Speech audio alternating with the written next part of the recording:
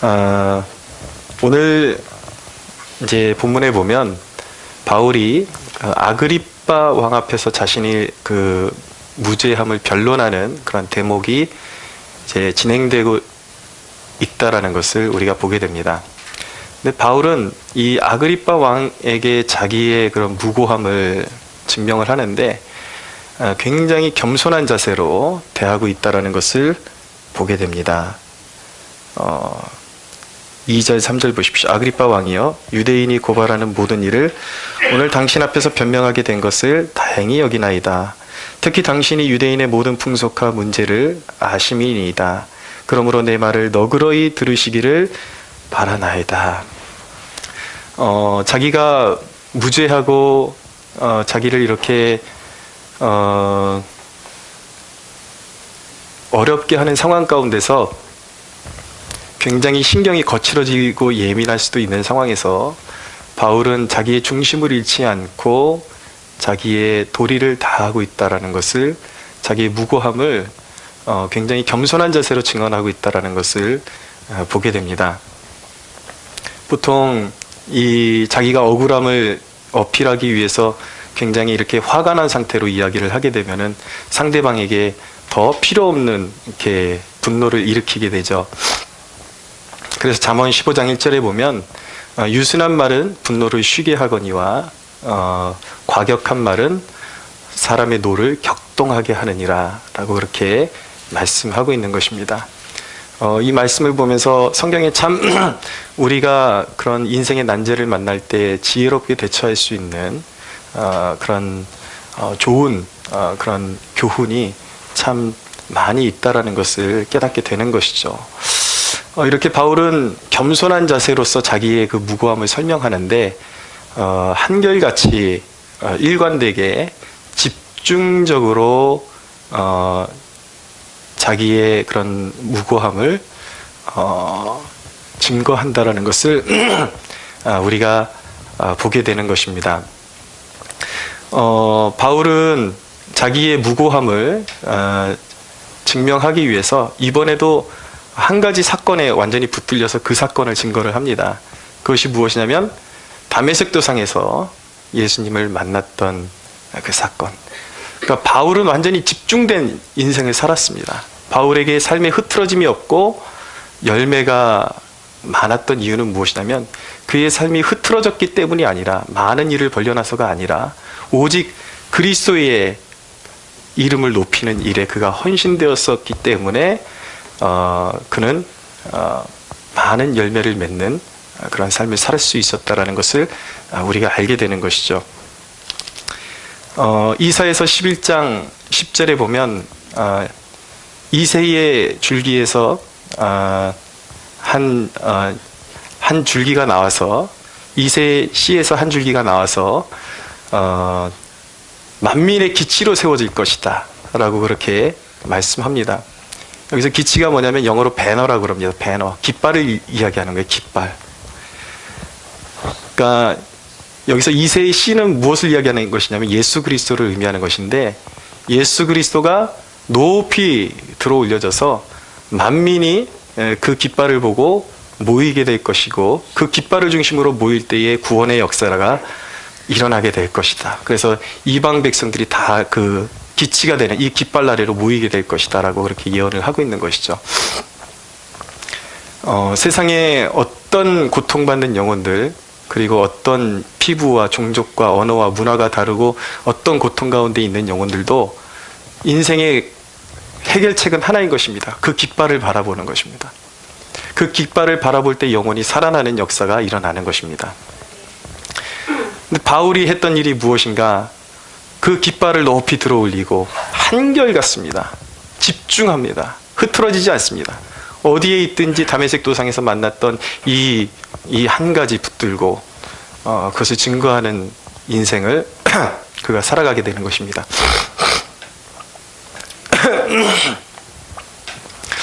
여러분, 우리 그리스도인들이 오직 예수 그리스도께 집중할 때만이 우리 인생의 열매가 풍성해진다라는 사실을 기억해야 하는 것입니다.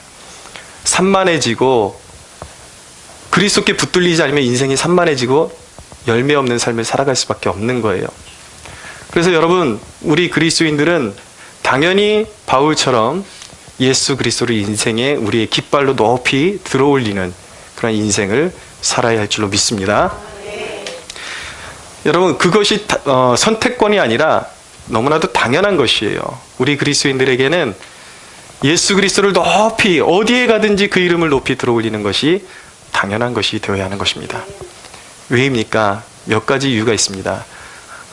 왜 믿는 자가 예수 그리스도를 인생의 참된 유일한 가치요 깃발로 삼을 수밖에 없는가? 첫째는 예수님을 만나면 그 삶의 가치관이 급격히 변화되기 때문입니다. 바울을 보십시오. 바울은 원래 율법의 열심을 가진 사람이었습니다. 근데 그가 하는 그 모든 일을 하나님을 대적하는 일에 앞장서고 있다는 것을 알게 되는 것이죠. 자기 의를 따라 살았고, 그리고 오늘 말씀해 보면은 예수 믿는 사람들을 잡기 위해서 먼 길도 마다하지 않고 가서 잡아오고 또 감옥에 가두고 예수 믿는 사람을 죽이는데 앞장서서 투표도 같이 하고 스데반을 죽이는데도 같이 했고, 이런 하나님을 대적하는 일에 앞장섰던 사람이에요. 그것이 그의 열심이었습니다. 우리가 살다 보면 우리 많은 사람들이 이런 이야기를 대면하게 되면은 나는 하나님을 대적한 적이 없는데 라고 말하는 그런 사람들이 있습니다. 내가 내가 언제 하나님을 대적했는가? 그러나 아닙니다, 여러분. 우리 일상에 하나님을 외면하고 살아가는 일 자체가 하나님을 대적하는 일이라는 것을 우리가 깨달아야 하는 것입니다. 며칠 전에 그런 일이 있었습니다. 이제 제가 안경을 최근에 바꿨거든요. 몇 년 쓰다 보니까 이제 좀 많이 낡아져가지고 바꾸게 되었는데, 한 안경집에 갔더니 젊은 여자 사장님이 너무 잘 해주시는 거예요. 그래서 또 친절하기도 하고 상황이 그래서 그래도 그 중에 추천해 준 것 중에 그래도 좋은 걸로 이제 해가지고 이때다 싶어가지고 이제 교회 다니시냐고 물어봤어요. 그랬더니 옛날에 어린 시절에 다닌 적이 있다 그래서 제가 복음을 이렇게 쭉 설명을 해드렸더니 아주 밝은 얼굴로 기쁘게 봤더라고요. 그래서 가능성 있겠다. 언제 한번 다시 와서 교회도 소개하고 그래야 되겠다. 그러고서 이제 헤어졌습니다. 그래서 지난 목요일날 제가 원래 목요일날 캠퍼스 돌면서 전도하는 날이기 때문에 겸사겸사 해가지고 우리 교회 소개하는 전도지 하나 들고 그 안경원을 다시 찾아갔어요. 근데 제가 딱 들어가는 입구에 들어서는 순간 저를 알아보고 제 눈을 한번 탁 마주치고 고개를 확 돌려버리더라고요. 돌려버리고 저 아시죠? 그랬더니 안다고 대답하는데 굉장히 성가시다라는 식으로, 손님이 아무도 없었거든요. 손님이 있었으면 안 갔죠. 그래가지고 여기 저희 교회 소개하는 거 하나 이제 드리러 왔다 그랬더니 쳐다보지도 않아요. 그래서 근데 그 눈을 마주칠 때 딱 그 눈빛이 뭐냐면 바로 거기에 딱 이 두 글자가 써 있었습니다. 멸시. 굉장히 이렇게 순간적으로 어떤 모멸감이 오고 이게 진짜 세상인가 보다라는 그런 그 느낌이 확 오더라고요. 나왔는데 진짜 사도 바울이 고백했던 것처럼 만물의 찌꺼기가 되었다라는 그 기분, 정말 기분이 상당히 좋지 않았습니다. 그래서 그 안경집 딱 지나갈 때마다 이렇게 심한 소리가 한 번씩 툭 튀어나오려고 하면 입 꼭 다물고 그런 그런 일을 겪게 되었는데, 여러분, 하나님을 대적한다라는 것, 주님을 대적한다라는 것은 꼭 쫓아가서 죽이는 일에 앞장서고 이런 것만이 대적하는 것이 아니라 하나님의 가치, 예수 그리스도의 가치를 아주 하찮게 여기고 세상의 가치를 너무나도 귀하게 여겨서 주님이 돌아오라는 메시지를 듣지 않는 것이 바로 주님을 대적하는 일임을 잊지 말아야 하는 것입니다. 사도 바울이 이전에 예수 믿는 사람을 대적하는 사람이 되었다가 이제는 핍박받는 존재가 되었습니다. 그 동력이 무엇일까요? 그 동력이 무엇이냐면 7절에 보면 이 소망으로 말미암아 내가 유대인들에게 고소를 당한다, 핍박을 받는다. 이 소망이 무엇입니까? 바로 예수 그리스도. 예수 그리스도가 죽으시고 3일 만에 죽음의 권세를 이기시고 부활하셨습니다. 할렐루야. 부활의 소망. 인류의 문제는 무엇입니까? 죽음이에요. 사망이에요. 근데 예수 그리스도께서 부활하셨어요. 그래서 그리스도를 믿는 자는 그 부활에 참여하게 되는 것입니다. 그 소망, 부활의 소망이 믿는 자 안에 와 있단 말이에요. 그 소망이 어떤 일을 하냐면 그 소망이 한 사람의 인생의 가치를 송두리째 바꿔버리고 삶의 유형을, 아주 특이한 삶의 유형을 만들어냅니다. 이전에 세상 밖에 몰랐던 사람이 어떻게 돼요? 갑자기 오직 예수 그리스도와 그의 나라를 위해서 살아가는 것이 그의 삶의 이유가 되는 것입니다. 할렐루야. 왜입니까? 세상의 가치를 이제는 잃어버렸어요. 오직 예수 그리스도 안에만 생명과 우리의 인생에 참다운 가치를 부여하는 진정한 가치가 그리스도 안에 있다는 것을 발견하게 되었기 때문에 이제는 세상 모든 것을 배설물로 여기게 되는 것입니다. 가치관의 변화가 일어나는 거예요. 여러분, 세상 사람들은 그렇게 이야기합니다.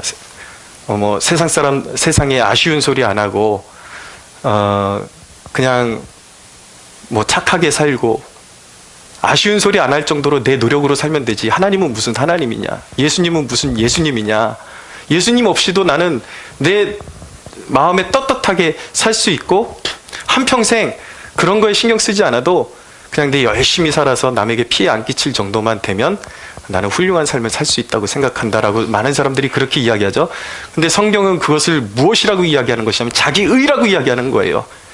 예수 그리스도 중심이 아니라 세상 중심, 나 중심, 이것이 자기의예요. 근데 예수님을 만나고 나면 무엇을 깨닫게 되냐면 바로 이 자기의가 바로 내 인생의 가장 최대의 원수였음을, 구원의 길을 가로막고 있던 원수였음을 깨닫게 되는 것이죠. 그래서 자기의를 버리는 거예요. 그래서 이제 내 뜻대로 살아가려고 했던 그 모든 가치관, 나의 의, 이런 것들을 벗어버리고 오직 예수 그리스도가 나의 중심이요 나의 의시다. 할렐루야. 예, 그것을 발견하게 되었기 때문에, 그리스도 안에서만 인생의 가치를 발견하게 되었기 때문에 이 사람의 인생에는 당연히 예수 그리스도가 깃발이 될 수밖에 없는 것입니다. 두 번째, 왜 그리스도인에게 예수 그리스도가 깃발이 될 수밖에 없는가? 예수님을 만나면 인간에게 진정으로 필요한 것에 대한 유일한 만족이 오직 예수님이라는 사실을 깨닫게 되기 때문에 인생에 다른 거 필요 없어요. 다른 자랑이 필요 없어요. 오직 예수 그리스도의 깃발만 높이 올리게 되는 것입니다. 오늘 본문을 보십시오. 13절, 12절부터 볼까요? 그 일로 대제사장들의 권한과 위임을 받고 다메섹으로 갔나이다. 왕이여, 정오가 되어 길에서 보니 하늘로부터 해보다 더 밝은 빛이 나와 내 동행들을 둘러 비추는지라. 우리가 다 땅에 엎드러짐에 내가 소리를 들으니 히브리 말로 이르되 사울아 사울아 내가 어찌하여 나를 박해하느냐? 가시채를 뒷발질하기가 내게 고생이니라 라고 말하고 있습니다. 다메섹으로 사도 바울이 예수 믿는 사람들 잡아다가 이제 옥에 가두고 죽이기 위해서 잡으러 가는 길에 갑자기 예수님이 나타나셨어요. 찬란한 빛 가운데 너무 그 빛이 밝아갖고 사도 바울이 눈이 멀어버렸습니다. 주님의 음성이 들리는데 네가 왜 나를 박해하느냐? 그러면서 주님이 하시는 말씀이 뭐냐면 가시채를 뒷발질하기가 너에게 고생이다. 가시채가 무엇이냐면 이 짐승을 몰 때 목자들이 쓰는 막대기 끝에 보면 쇠 꼬챙이가 달려 있었다라는 거예요. 근데 이 꼬챙이에 자꾸 이렇게 주인의 그 명령에 복종하지 않는 짐승은 그것으로 이렇게 다스릴 수밖에 없다라는 것이죠. 이것이 무슨 이야기냐면 예수 그리스도를 외면하고 나의 인생의 행복을 위해서 추구하려고 나의 길을 달려갈 때에 결국 그 길이 어떤 길이 되는가? 가시밭길이 될 수밖에 없다라는 거예요. 예, 잘 될 것 같은데 많은 것을 소유하고 세상 부러울 것 없이 세상에 뭐 어떤 권세, 명예, 재물 이런 것들을 모으면 만족할 것 같은데 주님을 떠나서는 결코 만족함이 없다라는 것을 말씀하고 있는 것입니다. 그래서 결코 세상의 것을 아무리 추구해도 만족할 수 없는 영적인 상태에 대해서 호세아서가 정확하게 표현을 하고 있습니다. 한번 들어보십시오. 그들의 어머니는 음행하였고 그들을 임신했던 자는 부끄러운 일을 행하였나니 이는 그가 이르기를 나는 나를 사랑하는 자들을 따르리니 그들이 내 떡과 내 물과 내 양털과 내 삶과 내 기름과 내 술들을 내게 준다 하였습니다. 그러므로 내가 가시로 그 길을 막으며 담을 쌓아 그로 그 길을 찾지 못하게 하리니 그가 그 사랑하는 자를 따라갈지라도 미치지 못하며 그들을 찾을지라도 만나지 못할 것이라. 그제야 그가 이르기를 내가 본 남편에게로 돌아가리니 그때의 내 형편이 지금보다 나았음이라 하리라 라고 말씀하시는 것입니다. 사람들이 예수님을 떠나서 행복을 추구하지만 그 길에 자기가 목적으로 한 곳에 다다른 것 같지만 결국 그 손이 미치지 못하게 된다는 거예요. 그 길이 가시밭과 같다라는 것입니다. 좋은 열매를 거둘 수 없다라는 거예요. 만족하지 못할 뿐만 아니라 길에서 망하는 길이 그리스도 밖에서 인생의 행복을 추구하는 일이라는 것을 보여주고 있는 것입니다.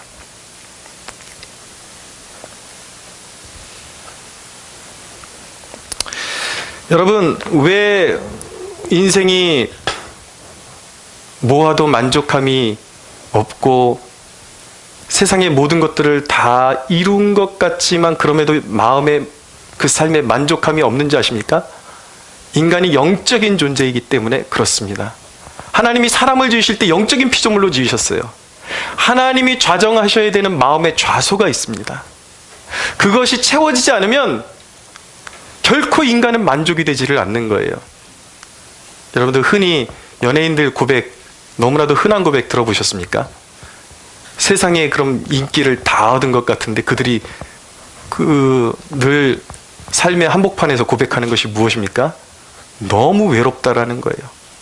콘서트를 마치고 사람들이 다 빠져나간 그 빈자리에 있을 때 내가 무엇을 과연 한 것인가? 나를 좋다라고 그렇게 막 외치는 그 사람들의 함성이 과연 나를 채울 수 있는가? 내가 이제까지 번 돈, 명예? 늘 두렵다라는 것이죠. 언제 이것이 나를 떠나갈까? 공허하고. 여러분 그렇습니다. 주님을 떠나서 인생의 자기의 길을 추구할 때 거기에는 절대 만족함이란 있을 수 없는 거예요. 거긴 공허라는 것이 있고 재난, 불행, 질병 이런 것들이 인생을 시시때때로 와서 괴롭히고 결론은 파멸의 길로 걸어가게 될 수밖에 없는 것입니다. 모든 인간, 모든 인류는 그런 영적인 공허함 가운데 채워지지 않는 그 무언가를 갈급해하며 그러나 불행한 경우는 그것을 무엇으로 채울지를 몰라서 결국은 홀로 그 외로운 싸움을 싸우다가 멸망의 길로 걸어가기도 하는 것입니다. 근데 여러분, 예수 그리스도는 만물의 근원이십니다. 할렐루야. 요한복음에 보면은 예수 그리스도에 대해서 이렇게 선포합니다. 만물이 그가 없이는 하나도 지어진 것이 없다라고 말씀합니다. 예수 그리스도가 이 온 땅을, 이 만물을 지으시는데 말씀으로 창조하신 창조의 주이시다. 할렐루야. 요한복음은 7가지로 예수님께서 나는 누구이다, 나는 누구이다 이렇게 말씀하시는 대목이 있어요. 나는 생명의 떡이다, 나는 선한 목자다, 세상의 빛이다, 나는 부활이다, 나는 양의 문이다.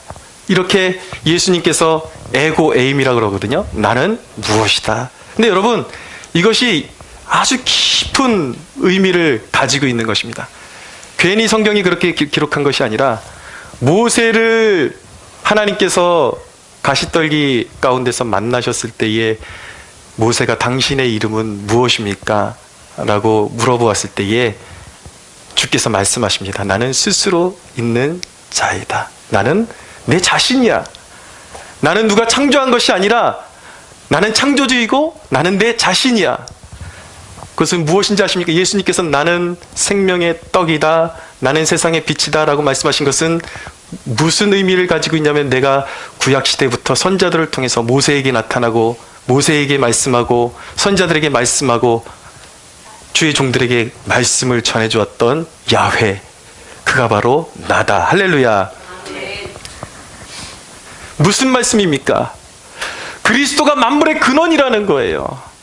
그 안에는 부족함이 없다라는 것입니다.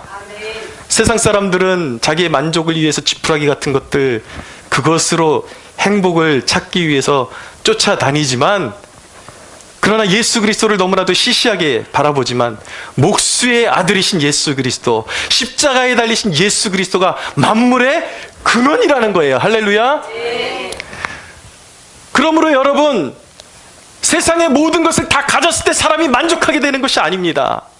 예수 그리스도가 오셔서 그리스도와 우리가 연합하게 되면 그곳에 진정한 만족이 채워지게 되는 것입니다. 그 일을 가능하게 하시는 분이 누구십니까? 성령께서 이곳에 좌정하셔서 우리에게 우리의 심령 가운데 충만하게 임하실 때에 예수 그리스도를 통해서 부어지는 그 만족, 세상이 줄 수 없는 그 만족을 우리에게 부어주시는 것입니다. 할렐루야. 여러분, 세상 그 어떤 것도 우리를 채울 수 없어요. 여러분을 채울 수 없단 말이에요. 그러나 여러분, 우리는 늘 세상 것에서 만족을 얻으려고 그래요. 마귀가 짜놓은 프레임이 무엇이냐면, 아니야, 이 바쁜 시대 가운데 네가 주님을 섬길, 하나님을 섬길 시간이 어디 있어? 물질이 있어야 행복한 것이고 세상의 즐거움을 쫓아가야 행복한 것이야. 마귀가 놓은 프레임이에요. 아닙니다. 여러분, 마치 이런 원리예요. 아이는 아빠가 사준 초콜릿 하나 얻으면 그것이 진짜 행복인 줄 알아요. 물론 아이들이 어려서 그렇죠. 그러나 영적인 원리가 다 여기에 포함되어 있는 것입니다. 아이는 뭐라 그러냐면, 초콜릿 하나 얻고 나면 이제 아빠는 됐어요. 그래요. 아빠 없어도 돼요? 근데 아빠 없으면 다음 초콜릿 있어요? 없어요? 네. 인간이 그렇게 어리석다고요.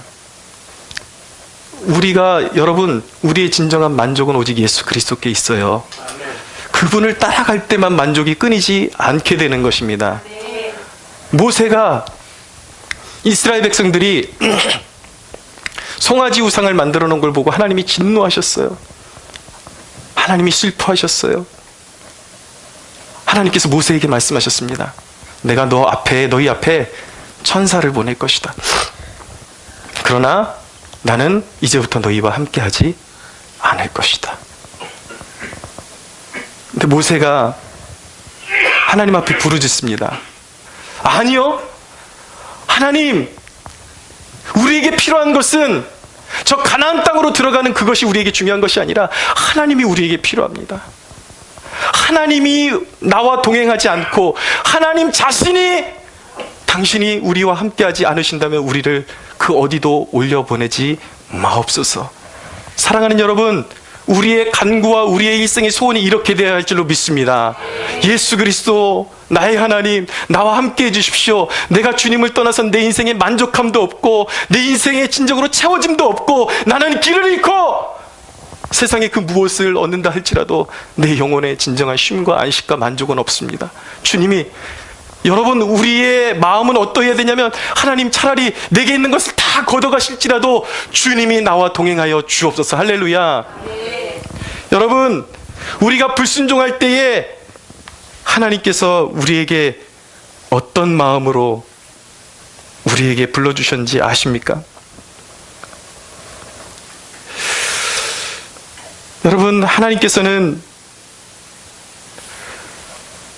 정말 우리를 호세아 선자를 통해서 하나님께서 말씀하시는 것은 무엇이냐면, 이스라엘 백성들이 다 하나님을 등지고 떠나갈 때에 자기의 행복을 추구하겠다고, 세상 행복 추구하겠다고 떠나갈 때에 하나님께서 호세아 선지자를 통해서 말씀하시는 게 창녀인 그 여인 호세아의 아내, 떠나간 아내도 버리지 말고 찾아가라는 거예요. 그러면서 하나님께서 말씀하시는 것이 무엇이면 나는 이스라엘을 놓을 수 없다. 나는 그들을 찾고 싶어서 내 마음이 불붙는 것 같다라고 말씀하신 것입니다. 우리가 그대로 살았더라면 너나 할 것이 없이 멸망의 길로 갈 수밖에 없었던 저와 여러분이지만 그대로 놔둬도 되는 거예요. 우리는 죄밖에 가진 것이 없어요. 우리는 구원받을 수 있는 자격이 없어요. 그럼에도 불구하고 하나님께서 우리를 버릴 수 없는 그 애타는 마음을 가지고 성령을 통해서 예수 그리스도를 믿게 하시고 우리를 불러주셨습니다. 할렐루야. 그런데 여러분, 우리가 어찌 아직도 우리의 반역에도 불구하고 자기의 아들의 핏값을 지불하시면서까지도 우리를 찾아주셨는데 아직도 예수 믿는다고 하면서 아직도 세상에서 만족을 추구하려고 그러는, 이것이 얼마나 여러분, 이게 있을 수 있는 것입니까? 여러분, 꼭 도둑질을 해야지 죄인 것입니까? 살인을 해야지 죄인 것입니까? 하나님이 우리를 그만큼 사랑하시고 우리를 불러주셨는데 하나님을 바라보지 않고 세상을 바라보는 그것이 바로 죄 중에 죄임을 우리는 깨달아야 하는 것입니다. 사랑하는 여러분, 우리의 영혼이 하나님 앞에 바로 서면 우리의 육체의 필요도 반드시 채워주심을 믿으시기 바랍니다. 그러므로 너희는 먼저 그의 나라와 그의 의를 구하라. 그리하면 이 모든 것을 너희에게 더하시리라. 여러분의 시선과 가치가 변화받는 역사가 일어나게 되기를 축원합니다. 세상에서 만족을 얻으려고 하지 말고 오직 주님이 나의 삶을, 나의 영혼을 만족해 하시는 주님이심을 믿고 예수 그리스도의 깃발을 높이 올리시는 여러분들 되십시오. 마지막입니다. 세 번째, 왜 예수 그리스도가 믿는 자의 깃발이 될 수밖에 없는가? 믿는 자는 주님을 만날 때에 세상의 구조를 정확하게 깨닫게 되었기 때문입니다. 그 세상에 대한 바른 인식이 세상을 추종하게 만드는 것이 아니라 예수 그리스도의 깃발을 높이 올리게 되는 거예요. 여러분, 세상의 존재는 어떤 존재입니까? 구원이란 무엇입니까, 여러분? 구원이란 마귀가 다스리고 있는, 그리고 종국적으로 심판받고 멸망할 수밖에 없는 그 세상 속에서 그리스도의 값없는 은혜로 우리를 구별하여 주신 것, 완전히 우리가 사는 땅이 변화된 것입니다. 소속이 변화된 거예요. 그래서 골로새서는 뭐라고 말씀하고 있냐면, 골로새 1장 13절에 보면은 그가 우리를 흑암의 권세에서 건져내사 그의 사랑의 아들의 나라로 옮기셨느니라. 할렐루야. 네. 완전히 예수 믿는 것은 무엇이냐면 흑암의 권세에서 하나님의 아들의 나라로 옮겨진 것입니다. 세상은 화려해 보이지만 여러분, 그 끝에는 사망입니다. 여러분, 성경의 진리를 잘 기억하십시오. 하나님의 이 진리는요, 항상 보잘것없고 고난의 행군이 있는 곳에 그 좁은 길에 구원이 있다라고 말씀하시고 그리스도와 함께 걸어가는 길, 진정한 행복은 무엇입니까, 여러분? 끝이 행복해야 하는 것입니다. 세상은 뭐예요? 그럴싸하게 포장되고 있지만 그 끝은 무엇입니까? 사망이에요. 그 배후에 누가 주권을 행사하고 있습니까? 사탄이 주권을 행사하고 있는 것입니다. 마귀는요, 세상에서 주인 노릇하면서 사람들에게 죄짓게 만들고 유혹에 빠지게 만들고 세상에 몰입하게 만들어요. 그래서 하나님을 찾지 못하게 만들어 버립니다. 그러고 있다 어떻게 하는지 아십니까? 한 사람의 천하보다도 귀한 영혼이 인생의 마지막을 고하는 그날에 그의 곁에 서 있다가 마귀가 한 사람이 생명을 다하는 그날에 그 영혼을 자기의 소유로 삼고 지옥으로 끌고 가는 존재가 바로 마귀인 것입니다. 마귀와 연합하면 안 되는 것이에요.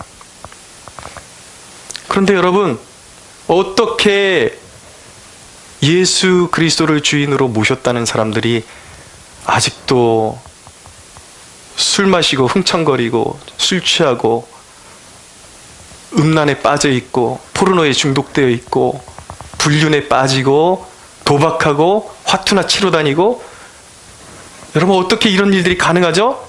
이것은 불가능한 거예요.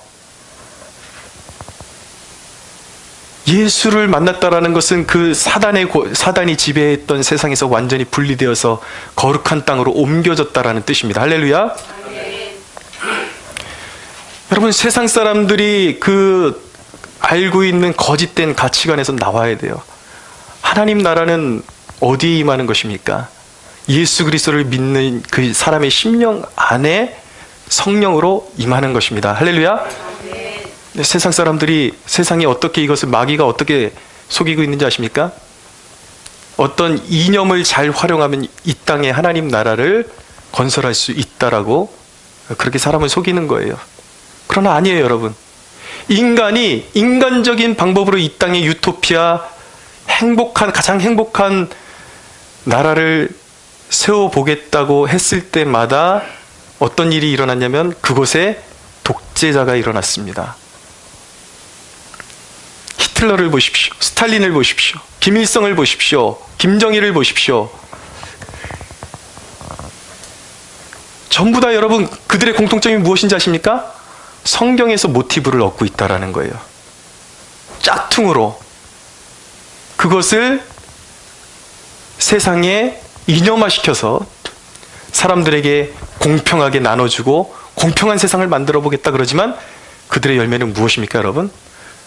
김일성 밑에서 김정일 정권 아래서, 김정은 정권 아래서 얼마나 수많은 사람들이 굶어 죽어가고 학살당하고 죽어갔습니까? 자기 친척도 마다하지 않고 고사포로 쏴 죽이고 화염방사기로 쏴 죽이는 그런 곳이 바로 그 이념으로 무장한 그런 곳입니다.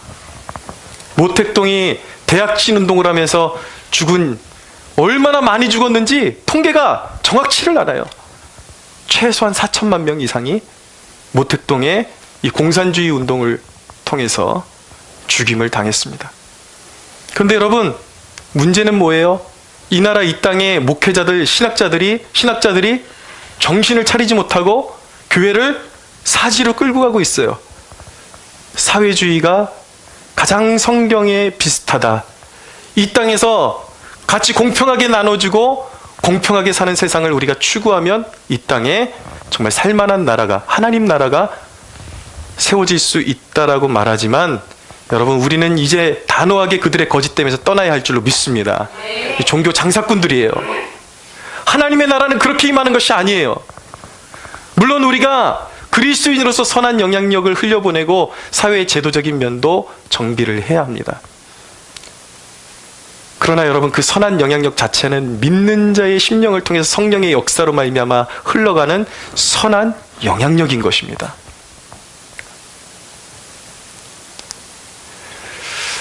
우리는 이 거짓된 세상의 거짓됨으로부터 이제는 이 교회가, 우리 대한민국 이 민족교회가 이제 분리해야 될 때가 왔어요.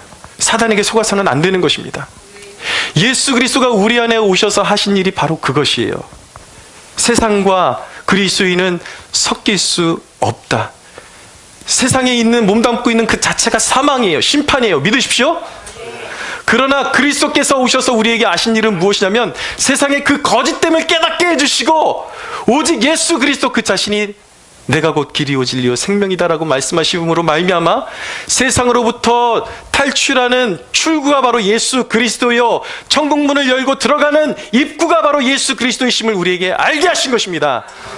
그러므로 여러분, 세상에 여러분들이 높이 들어야 될 깃발은 무엇입니까? 예수만이 생명이에요. 예수만이 가치가 있는 거예요. 예수만이 영원한 것입니다. 네. 여러분들의 깃발은 예수 그리스도이십니까? 여러분, 어떤 그리스도인이라 이름하는 사람들은 중간에 있으려고 합니다. 그 깃발을 들지 않고 그냥 조용히 숨어서 믿으려고 하는 사람들이 있습니다. 근데 여러분, 영적인 세계에는 중립이란 없다라는 사실을 기억하시기 바랍니다. 이전에 어떤 일이 있었는지 아십니까? 북한의 그 굶주리고 독재 정권 아래에서 죽어가는 영혼들을 위해서 유엔의 그 인권 결의안을 이제 통과시켜야 된다. 그들의 인권을 지켜줘야 된다라고 인권 결의안을 발의를 했는데 지금 이 정부의 핵심 인물들이 기권을 해버렸어요. 당시 대통령하고. 기권은 뭔지 아십니까? 기권은 기권이 아니라 불의와 하나 된 것입니다. 그래서 반대한다라는 거예요. 북한 주민들이 다 죽어도 상관없다라고 선포한 것이나 마찬가지인 것입니다. 영적인 원리도 그렇습니다. 예수 그리스도의 깃발을 높이 들어 올리지 않는 것은 하나님께 속하지 않았다라는 거예요. 아직도 세상을 섬기고 있다라는 것이에요. 사랑하는 여러분, 우리는 오직 예수 그리스도를 믿는 믿음으로 구원을 얻습니다. 그러나 여러분, 우리가 믿음이라고 말하는 그것은 예수 그리스도의 깃발을 높이 들어 올리는 믿음임을 기억하시기 바랍니다. 우리가 믿음이라고 말하는 것은 어떤 행위를 촉발하게 되어 있는 것이에요. 예수 그리스도가 나의 인생의 진정한 길이요, 그분만이 유일한 세상으로부터의 돌파고요, 천국으로 가는 유일한 길이요, 세상의 소망이라고 믿는다면, 진정으로 믿는다면 그 깃발을 부끄러워할 이유가 없어요. 높이 들리게 되어 있는 것입니다. 사랑하는 여러분, 여러분들의 현 주소는 어디에 있습니까? 여러분들은 어디에 속한 존재인 것입니까? 아직도 긴가민가 하고 있습니까? 여러분, 입으로만 주여 주여 해서 결코 천국에 들어올 수 없다라고 말씀하셨습니다. 여러분들의 언행과 여러분들의 믿음과 여러분들의 행동이 하나가 되어야 할 줄로 믿습니다. 사랑하는 여러분, 부끄러워하지 마십시오. 예수 그리스도를 부끄러워하지 않고 주의 이름을 부르는 자는 구원을 얻게 되실 것이며 영원한 기업을 선물로 얻게 될 것입니다. 세상은 다 멸망하고 세상은 다 심판의 끝자락으로 치닫는다 할지라도 주의 이름을 부르는 자는 영원토록 주와 함께 살며 하나님 나라에 거하는 축복을 누리게 될 것입니다. 사랑하는 여러분, 예수 그리스도의 깃발을 높이 올려드리고 다시는 그 이름을 부끄러워하지 말고 예수만이 나의 생명이라고, 내 인생의 유일한 이유라고 고백할 수 있는 저와 여러분들이 되기를 주님의 이름으로 축원합니다. 우리 하나님께 영광의 박수 올려드리겠습니다.